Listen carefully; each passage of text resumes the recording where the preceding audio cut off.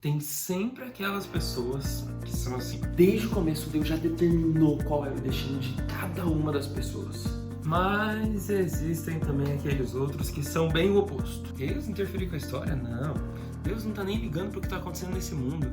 Eu não sei se você faz parte de algum desses dois grupos, mas o fato é, nós sempre quando vimos uma história gostamos e esperamos pelo final, pela grande moral da história. Será que então Deus elaborou um roteiro para a história da nossa vida, do nosso mundo? Onde é que tudo isso vai chegar e o que está acontecendo?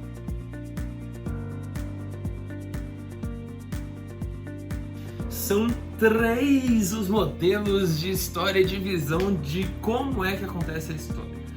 O primeiro é chamado de visão cíclica, o segundo é chamado de visão linear e o terceiro é a visão bíblica. Na antiga mitologia grega, Clio era uma mulher que era representada sempre com um pergaminho ou uma tábua de escrever. As musas incluíam 9 entidades femininas que eram cuidadas e comandadas pelo deus Apolo. Essas tinham o poder de ver o futuro e Clio era a pessoa responsável por comandar e por manter a história acontecendo da forma que ela deveria acontecer. Mas posteriormente a isso, os gregos eles formaram uma nova filosofia, um novo entendimento sobre a história. Eles começaram a dizer que a história ela era de forma cíclica, aonde os eventos eles sempre se repetiam da mesma forma, voltavam sempre ao mesmo momento. E detalhe, não é que a história se assemelha, é que realmente as coisas se repetem de forma cíclica. É basicamente como se eu tocasse lá uma música e de repente ao final da música eu voltasse e começasse a tocar a música exatamente tudo de novo. Ah, agora eu entendi! Agora eu saquei! É lógico que, como todas as opiniões, nem todos os gregos acreditavam nessa opinião. Inclusive, quem criou e as defendeu eram os filósofos estoicos. Estes, eles debateram com Paulo num texto da Bíblia que é bem conhecido. Se você quiser dar uma olhadinha depois, é só ler lá Atos 17 e 18, você vai ver esse texto de Paulo lá em Atenas. Inclusive, esses antigos gregos e romanos, eles até usavam as estações do ano como uma prova de que isso era verdade, onde quando finalizava, precisava voltar às estações tudo novamente. Agora, sabe qual é o problema com essa visão? É que ele apresenta como se todas as coisas que acontecem, elas são cíclicas e tudo vai voltar acontecendo tudo novamente. Então não existe um futuro com esperança, um futuro sem os problemas e tudo mais. É assim, então se teve os problemas aqui, pode ter melhorado, mas logo você vai voltar no problema novamente.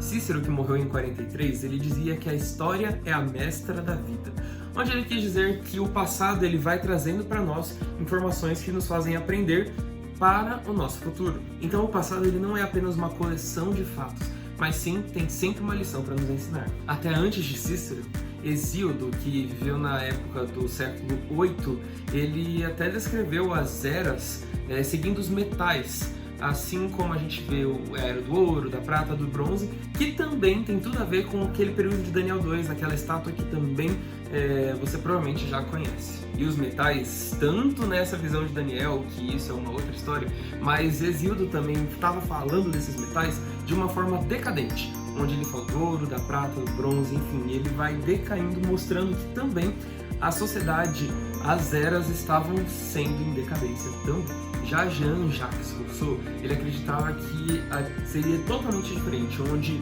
cada geração que surgiria seria um pouco mais evoluída, mais desenvolvida do que as anteriores. E é por causa dessa visão de história que as pessoas e os historiadores nomearam os períodos como Idade Média, Idade Antiga, Idade Contemporânea, enfim. Esses nomes vêm por causa dessa visão linear da história. E o que é que determina a mudança de nome? É a mudança de padrões, de gostos, de estilos, de cultura.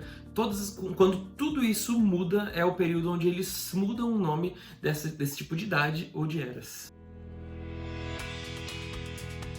Agora, já na visão bíblica, nós temos alguns detalhes um pouco diferentes dessas duas outras visões que nós já vimos. Na visão bíblica, nada acontece por acaso. E não é porque Deus, ele determinou... Não! Deus, ele dá o livre-arbítrio para o ser humano.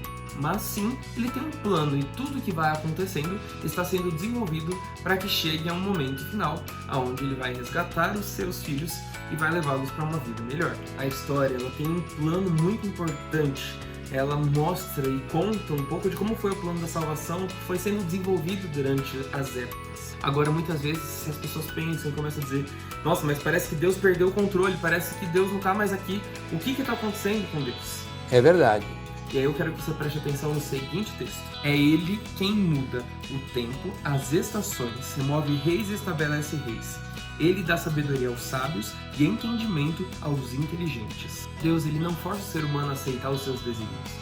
Tanto é que, se você lembrar um pouquinho lá na história do povo de Israel, Deus ele não queria, por exemplo, ter dado um rei, mas o povo insistiu tanto, e Deus deu o rei Saul para eles. Deus ele não força, Deus ele atende até muitas vezes os nossos pedidos, mas um dia Jesus ele vai voltar e vai trazer o resultado para tudo isso que aconteceu. Então, dependendo da nossa escolha, nós teremos um certo futuro. Mas Deus ele já vem avisando, dizendo tudo o que vai acontecer. Ele deixou escrito na sua palavra para que nós não fôssemos pegos de surpresa. Então, ele já diz, isso vai acontecer. Mas ele está avisando para que nós possamos escolher por nós mesmos, porque ele não vai forçar ninguém a fazer o que ele quer. Nesse meio todo, a gente vê duas coisas acontecendo. A gente vê a história geral e a gente vê a história bíblica nisso tudo. A história geral, por um lado, ela conta todos os acontecimentos e coisas mundiais e coisas grandiosas. Já a história bíblica da salvação, ela mostra como Deus ele vai trabalhando na vida espiritual de uma pessoa para alcançá-la para o reino de Deus. Nesse mundo, as coisas que acontecem, tudo que acontece com uma pessoa, tem a ver e tem influência na sua salvação. Um jovem adolescente que resolve começar a beber não vai fazer uma grande diferença para a história da humanidade toda, mas sim vai fazer toda a diferença para a história da salvação da vida dele e até talvez da sua família e daqueles que estão ao redor dele. Por isso que, na visão bíblica da história, tudo é como se fosse com uma pessoa única, com seu mundinho, mas ao mesmo tempo ela é uma história coletiva, onde cada ser humano, único do jeito que é, ele faz parte de uma coletividade. E junto, tudo isso faz parte do plano de Deus que ele tem feito para a vida das pessoas. E no final das contas também existe uma grande divisão e uma grande batalha que a gente chama de grande conflito, onde existe a luz e as trevas brigando todas por você. E dependendo das escolhas que você faz, você já está tomando uma posição. Até muitas vezes, se você já deixa de seguir o que Deus fala, você também já está tomando posição pelas trevas. Então por isso, cada dia nós devemos tomar parte dos planos de Deus. E não porque Deus ele está planejando e deixando seu futuro traçadinho exatamente como você vai viver. Você sim tem uma escolha, tem várias, tudo é dependente da sua escolha. Mas ele dá essa oportunidade e ele está te mostrando qual é o melhor caminho para você seguir. Escolha Deus, escolha Jesus sempre, que sempre vai valer a pena. Não é um caminho fácil, até porque ele disse em João 16:33, no mundo tereis aflições, mas tende bom ânimo porque eu venci o mundo. Ele já venceu esse mundo por você, então toda essa visão da história é importante para que nós aprendamos, entendamos o que Deus já tem feito por nós durante todo esse tempo, todo esse período. Mas é importante também lembrarmos que o futuro ainda guarda esperanças para nós.